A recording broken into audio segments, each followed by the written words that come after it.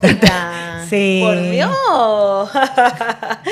Y ya estamos con la Unidad por el Trabajo Digno. Vamos a conversar con los trabajadores, con Natalia Mesías, ella es directora legislativa de la Federación Nacional de la Salud Privada, y Ricardo Calderón, quien es director nacional de la Federación de Supervisores del Cobre.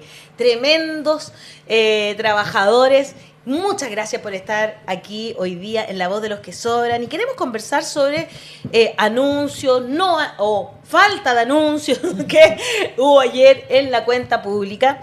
Voy a partir contigo, Natalia. Tú estuviste en el Congreso Nacional ayer en la cuenta pública. Bueno, ¿qué te parecieron los anuncios estando ahí presencialmente, no? ¿Y cuáles son los derechos que ustedes están proponiendo también? ¿Qué te hizo? A ver, ¿qué te gustó y qué te hizo falta? Las dos cosas. Una larga cuenta pública. Sí. 3 horas y 36 minutos. Sí. ¿Nunca te dormiste, Natalia? No, nunca me dormí, fíjate, porque además que tenía gente ahí muy entretenida al frente mío, entonces ya, me pude entretener ahí. Pero la verdad es que para nosotros, desde Unidad de Trabajo Digno, que es una organización, ¿cierto?, que agrupa sindicatos del sector privado y en su mayoría de sectores que son altamente feminizados, nosotros quedamos bien contentos con algunos avances en relación a proyectos de ley que vienen en camino, porque vienen enfocados, ¿cierto?, como en género, sobre todo hacia las mujeres. Sobre todo lo que mencionó el presidente en relación a equidad salarial, a conciliación trabajo-familia, el proyecto Sala Cuna, pero nosotros sabemos que estos proyectos obviamente solamente van a poder avanzar con el empuje de las organizaciones sindicales, de las organizaciones de mujeres, de trabajadores y trabajadoras. Para nosotros, como UTD, nosotros hemos planteado desde lo constitucional, que desde ahí es donde viene nuestro trabajo, el poder reconocer el trabajo doméstico y de cuidados. Y es ahí donde nosotros un poco estamos al debe, sobre todo en relación al anteproyecto, y es ahí donde nosotros también queremos empujar este reconocimiento. Y para nosotros, qué bueno eso. Para nosotros igual es importante que el trabajo doméstico y de cuidados no remunerado sea reconocido de alguna forma, ¿cierto? Si tú ves en Italia, hay reconocimiento a través, por ejemplo, del sistema previsional, hay camino avanzado en otros países en relación a eso, y creo que nosotros igual podemos hacerlo. Me parece muy interesante lo que tú planteas, creo que... Y ¿sabes lo que me parece más interesante? Que lo planteen desde el mundo del trabajo, porque como que antes se decía prácticamente que las mujeres, porque en un 95% los cuidadores y cuidadoras son mujeres, ¿no es cierto? Entonces, como que se vea desde esa perspectiva el rol de los cuidados, le da una perspectiva diferente. Porque antes era como, no, es que lo hace por amor. O le preguntaban a una persona, oye, ¿qué hace tu mamá? No, ella no trabaja. ¿Ah? No trabaja, cuando trabajáis el doble a veces. Sí, no, y además que yo soy dirigente de la salud privada, un sector que tiene 73% de mujeres. Claro. De ese 73%, el 44% sostienen hogares monomarentales. Wow. Entonces, no solamente de los turnos de las clínicas o en el comercio, que es uno de los sectores que también representamos de UTD, no solamente cumplimos nuestra jornada laboral, sino que además asumimos en nuestros hogares el trabajo doméstico y de cuidado posterior a este trabajo. Entonces, son varias jornadas, bueno, para qué decir las dirigentes sindicales que ahí se nos agrega. Sí, claro, otro rato más. Sí. Mi hija una vez me dijo, tú tienes 3 trabajos, y yo le decía, ¿pero por qué? Si era La Voz de los que Sobran, soy concejala, son 2 trabajos. Me dijo, no, pero también el activismo. Toda la razón, sí. Muy cierto, muy bien. Las encuestas de así. Uso del tiempo, francamente, son... Y se están haciendo hace poco. Sí, hace unos par de años solamente. Bueno, me parece muy interesante, y quiero ir ahora con Ricardo, porque la comisión experta, Ricardo, acaba de terminar su anteproyecto de borrador de la Constitución, del cual van a hacer entrega el próximo 7 de junio, ¿verdad? No queda nada, al Consejo Constitucional, que son los elegidos democráticamente. ¿Qué normas usted cree que en materia laboral deberían existir, y qué aspectos son insuficientes en este anteproyecto? ¿Cómo si lo ha podido ojear, mirar, leer, y qué le pasa con lo que se está presentando? ¿Qué le gusta, qué no le gusta y qué debería estar? Sí, mira, el análisis que nosotros hemos estado realizando... el micrófono? El análisis, ahí sí, allá. Sí. El análisis que nosotros hemos estado realizando respecto al proceso y al debate constituyente, bueno, partió de manera muy negativa porque los primeros señales que hubo respecto a los temas laborales, negociación colectiva, libertad sindical, estaban incluso peores que lo que uno podía mirarlo en la Constitución del 80, la Constitución actual. Sin embargo, la versión que ahora uno conoce, que ha surgido de alguna manera del acuerdo mayoritario de la Comisión de Expertos, es un avance bien relevante que hay que reconocer. Indudablemente el reconocimiento de la libertad sindical en su expresión que tiene que ver con afiliación, negociación colectiva y huelga, están ahí, están delimitados y eso indudablemente constituye avances en relación a lo que está hoy día y por supuesto que eso es algo que creemos que en primer lugar hay que valorarlo, hay que reconocerlo. La valoración también que hay ahí en la Constitución del trabajo decente y sus diferentes dimensiones, dentro de los cuales lo que señala Natalia también es algo muy relevante, que debiera estar incluido desde el punto de vista nuestro, pero hay algunas partes que indudablemente, como te digo, hay avance. Ahora, ¿qué falta? ¿Qué falta? ¿Qué falta? Es lo importante. Ya. Bueno, lo primero, y quiero enfatizarlo, digamos, soy del sector de la minería, un sector que aún la feminización del empleo es escasa, incipiente, no obstante es un tema en el cual se está trabajando de manera intensiva. Creemos que indudablemente el tema del reconocimiento del trabajo doméstico, los cuidados, de la conciliación de la vida laboral y familiar son elementos que no solo son relevantes para el mundo de la mujer, sino que son relevantes para la familia y en ese sentido también para los hombres, digamos, del hogar. Y ese es un elemento que coincidimos plenamente que aquí falta. Pero también, y aunque está reconocido el tema de la negociación colectiva, que ha nombrado de manera muy general, digamos, para nosotros como UTD es muy relevante el reconocimiento del espacio en la negociación colectiva amplio, con lo que se conoce como negociación colectiva multinivel. Entonces nosotros nos gustaría, y nos parece que eso debería estar más claro, más especificado, digamos, respecto a lo que se establece hoy día en el borrador. Creemos que... ¿Qué significa la negociación multinivel para que se lo expliquemos a quienes nos están viendo? Excelente pregunta, porque ayer... ¿Qué no es la negociación multinivel? Primero, ¿qué no es? No es el mito que pretenden algunos sectores que demonizan esto, de que en el fondo todo un sector va a negociar todos juntos y todos van a tener lo mismo en todo, ¿ya? No, la negociación multinivel, como establece su nombre, que es mejor que negociación ramal, es una negociación que se da en diferentes niveles. Parte por un instrumento colectivo, marco superior o un piso que se establece para un sector en general. Por ejemplo, nosotros en la minería tenemos una coordinadora sindical de la minería que reúne a 7 organizaciones superiores del sector público, privados, contratistas, directos, supervisores, operadores, gran minería y mediana y pequeña minería. Tenemos un trabajo en esa línea.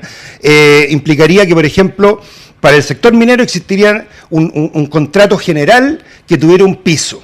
¿Ya? Y eso se negociaría a nivel global del sector, del orden de los 200.000 trabajadores de la minería.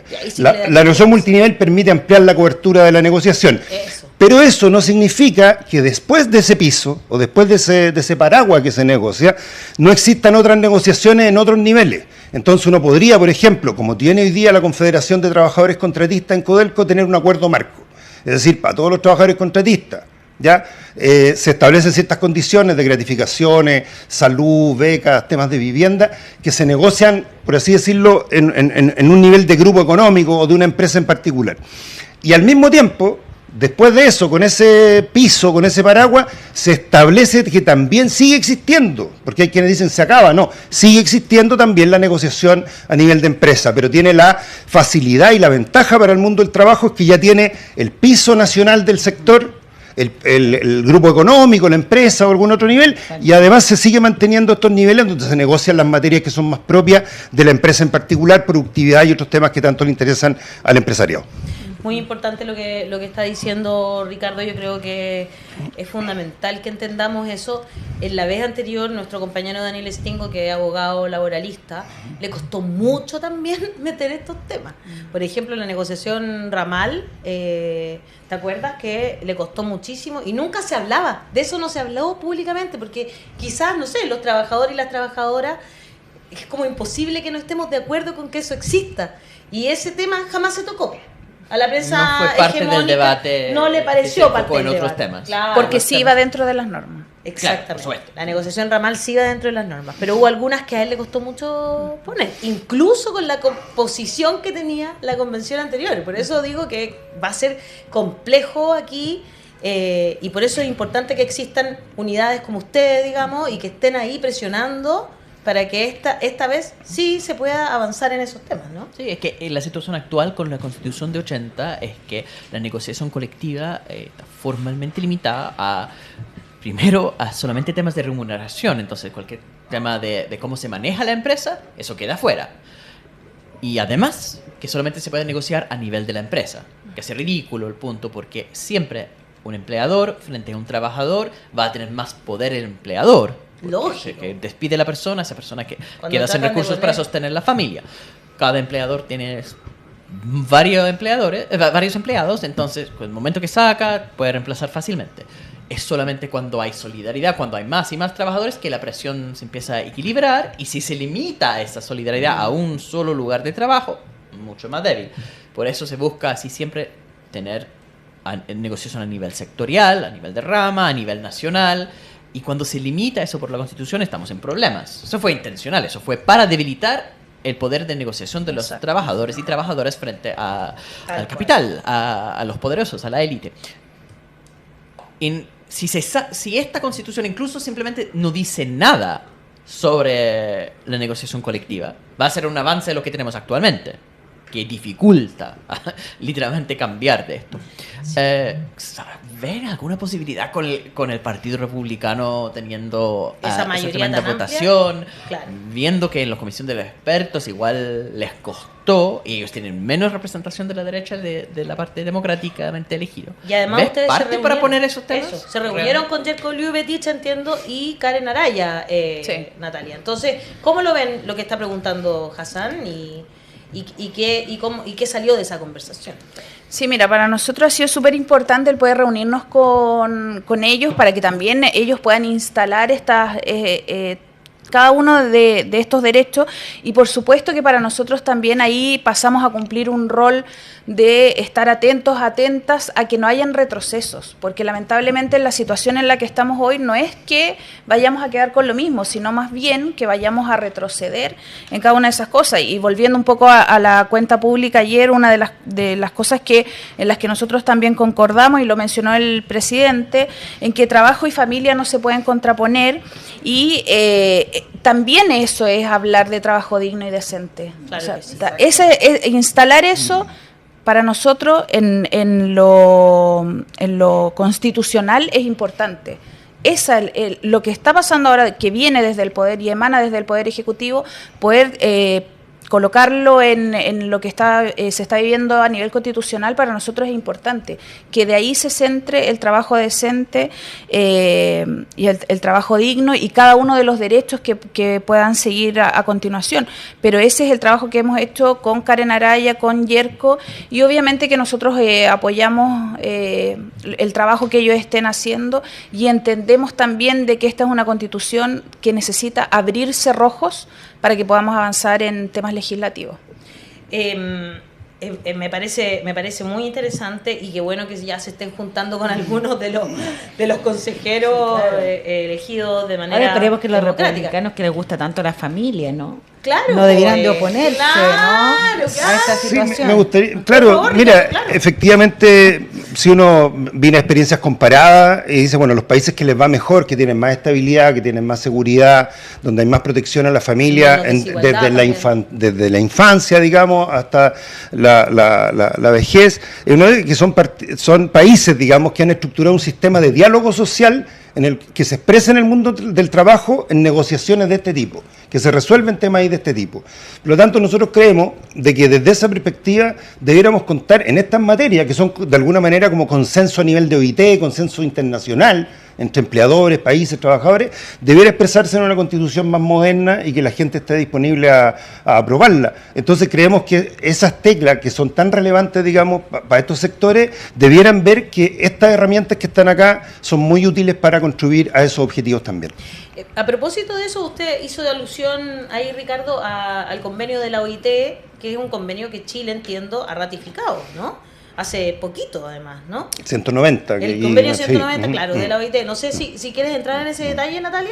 Sí, bueno, un convenio que se hace en el 2019, eso igual es importante como colocarlo en la mesa, porque en el gobierno de Sebastián Piñera fue muy difícil, porque ¿qué hace este convenio? ¿Qué hace la OIT? Es pedir a los gobiernos que ratifiquen eso para poder trabajar en lo legislativo en relación a leyes, en este caso del convenio 190, de erradicar la violencia en el trabajo y de erradicar la violencia por razón de género. Buenísimo. Además trae otras cosas de poder también hacerse cargo de la violencia doméstica que viven muchos trabajadores y trabajadoras, porque, bueno, si hay una trabajadora, un trabajador que está viviendo violencia dentro de su hogar, obviamente que esto va a impactar en el área laboral de una u otra forma. Entonces, ¿qué es lo que nosotros ahora estamos esperando? En junio se van a la OIT, va gente de la CUT, representantes de los trabajadores, me imagino que gente de gobierno, a llevar a depositar esta ratificación,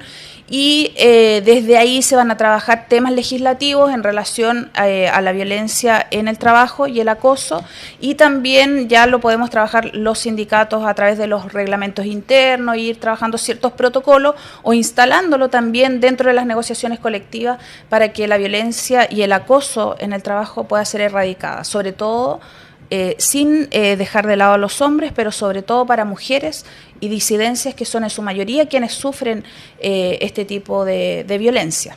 Claro, sin duda. Y violencia de muchas maneras, incluso simbólica, ¿no? En el sector de la minería, por ejemplo, me tocó ir a dar algunas charlas ahí con trabajadoras. Los sindicatos, sí. Claro, los sindicatos sí. Y fue, claro, para mí fue bien fuerte escuchar, por ejemplo, que de repente tenían que caminar 2 kilómetros para llegar a un baño y encontrarlo cerrado. O sea, ese nivel de que todavía no está preparado un sector para recibir a las mujeres en general, ¿no? Ricardo, ustedes, bueno, tuvieron un diálogo social, una mesa con el gobierno, empresarios del sector minero. Queremos saber cómo ha avanzado eso, cómo va, y por supuesto, qué le parece la Estrategia Nacional del Litio, que fue hace poquito entregada por el presidente, ¿no? Sí, bueno, ¿por dónde partimos? ¿Por el litio o por la mesa? Partamos por la mesa. De trabajo. A ver, mire, dentro de los temas que son relevantes para Unidad por Trabajo Digno es impulsar la unidad sindical entre los diferentes sectores, porque la posibilidad, por ejemplo, que haya una negociación multinivel o ramal no depende únicamente de que exista una ley o una constitución que lo habilite. Por sobre todo, lo esencial es que el mundo sindical, donde tenemos un alto nivel de dispersión, ¿no es cierto?, que nos genera debilidad, ir generando mayores grados de unificación. Entonces, en el sector minero tenemos quizá el orgullo, entre comillas, al alero del Consejo Superior Laboral, en que está la CUT, el Gobierno y la Confederación de la Producción y el Comercio, que representa a todas las ramas empresariales, estructurar una mesa sectorial de la minería. ¿Ya? Entonces, en esa mesa sectorial de la minería están sentados los representantes del gobierno, están sentados los representantes de las principales asociaciones gremiales empresariales, digamos, los proveedores, APRIMIN, Consejo Minero y Sonami, y por el lado de los trabajadores de la minería y trabajadoras está esta coordinadora de trabajadores y trabajadoras de la minería, que es CETEMIN, y lo interesante es que hay una agenda común. ¿Ya? Esa agenda común tiene 5 temas, ¿ya? Y cuando digo agenda común significa que todas las partes, incluidos los empresarios, están disponibles a conversarla. Uno de estos temas es la negociación multinivel. ¿Ya?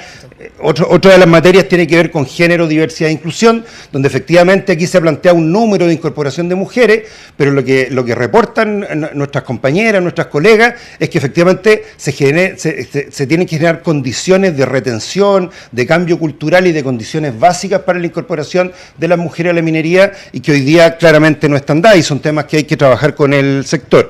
Otro tema importante tiene que ver con las 40 horas. Nosotros nos pusimos de acuerdo con el sector empresarial para incluir las jornadas excepcionales, que son estas jornadas que también están en la salud, ¿no es cierto?, que están 24/7, la minería no para, la minería funciona 24/7, ¿no es cierto?, igual que un hospital, igual que muchos servicios. Bueno, ese tipo de jornadas tienen dificultades para adaptarse a los cambios de jornada como los propuestos, por lo tanto ahí se generó un acuerdo que beneficia al sector, y eso se hizo con diálogo social, y después se recoge en la ley de de 40 horas y creemos que ese es un ejemplo muy positivo. Y los otros temas que están en la agenda tienen que ver con salud y seguridad, un tema muy complicado, muy sensible. Este año llevamos 7 compañeros fallecidos, digamos, en faenas mineras.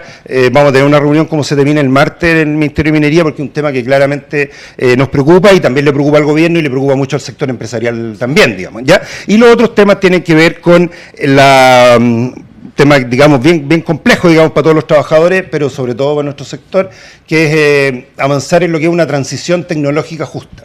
Hoy día el cambio tecnológico es algo que se está intensificando mucho y el mundo sindical tiene que prepararse para desarrollar herramientas de adaptación, dentro de los cuales la reducción de la jornada laboral es una de las herramientas que evidentemente avanza. Así que valoramos mucho que en el país exista esto, pero esto depende en gran parte no solo de la voluntad empresarial o del gobierno, sino que sobre todo de la unidad del mundo del trabajo para ponerse de acuerdo en los mínimos y poder presentarlo en espacios de diálogo de estas características. Qué importante lo que estamos diciendo, porque como que la tecnología avanza de repente... Chuta, mucho más que nosotros. Está todo el mundo ocupando chat GPT. El otro día así como que mi hija está haciendo los trabajos con chat GPT y yo así como que ¿en qué momento esta cuestión ya explotó? Realmente impresionante. Así que hay que prepararse para esos otros trabajos que tenemos que generar, ¿no es cierto? Y eso es súper importante. Bueno, le pregunté por qué le parecía también la Estrategia Nacional del Litio. A ver, bueno, yo además soy dirigente de la Federación de Supervisores del Cobre, que agrupamos fundamentalmente a sindicatos de administrativos y trabajadores del nivel supervisor de Codelco Chile.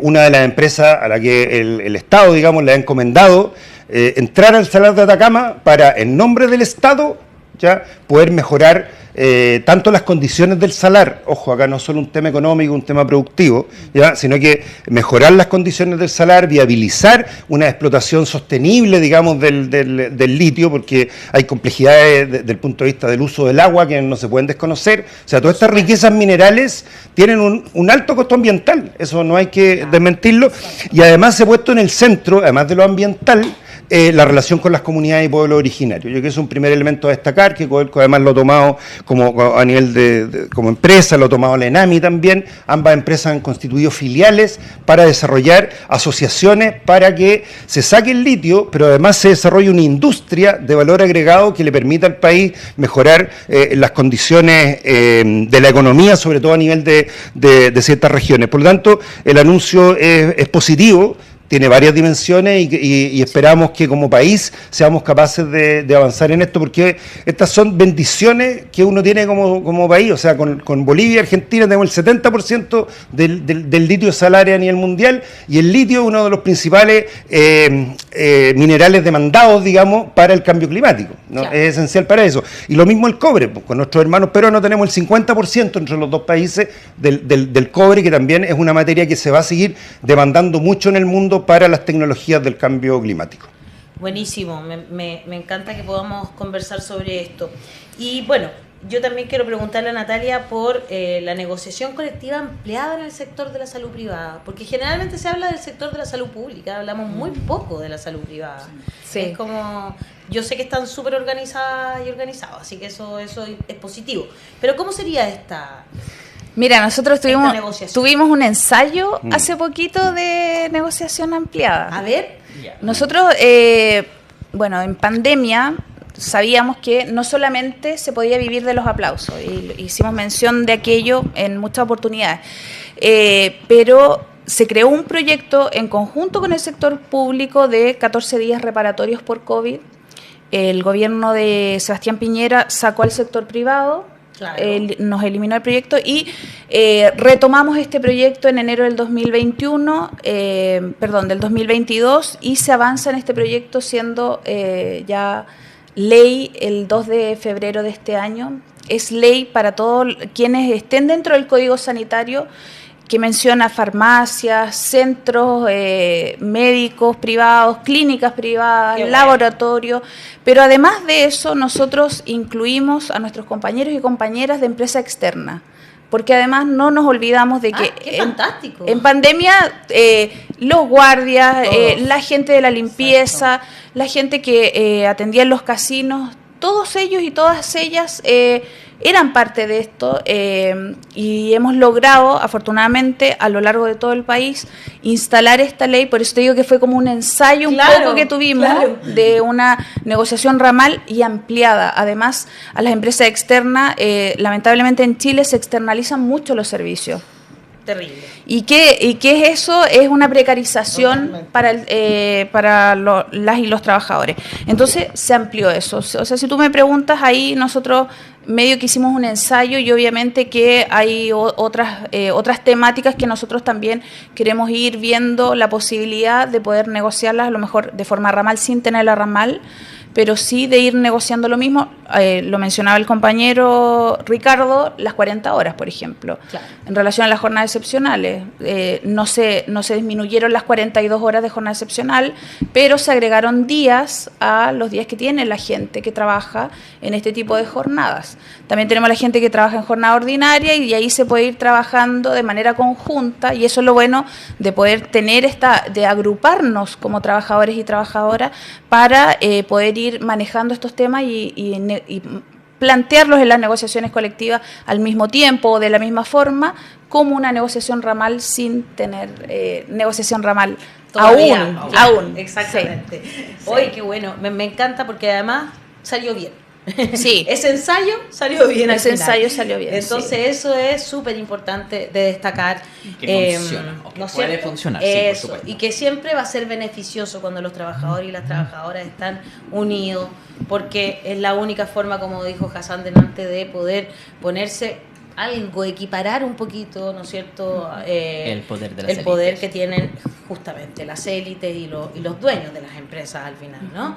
Así que muchas gracias, Ricardo, muchas gracias, Natalia, por estar acá conversando sobre temas tan importantes para todas y todos, porque así es como tenemos que verlo.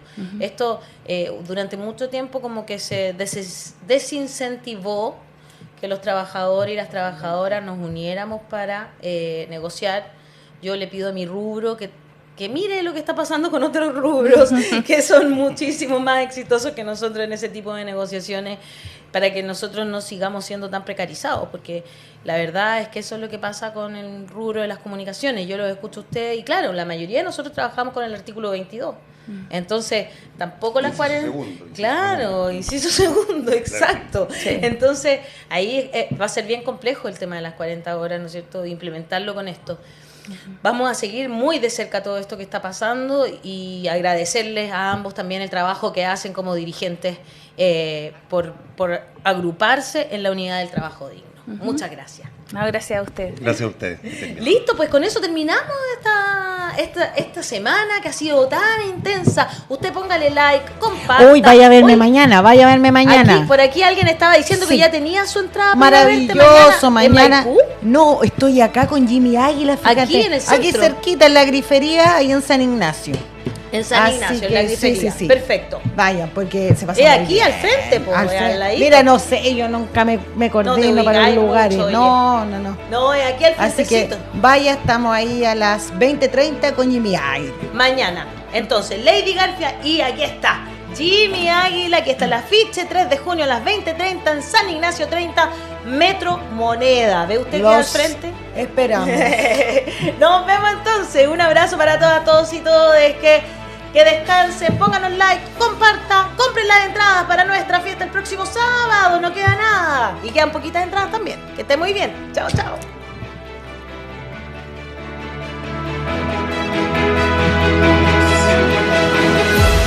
Gracias, chiquillos.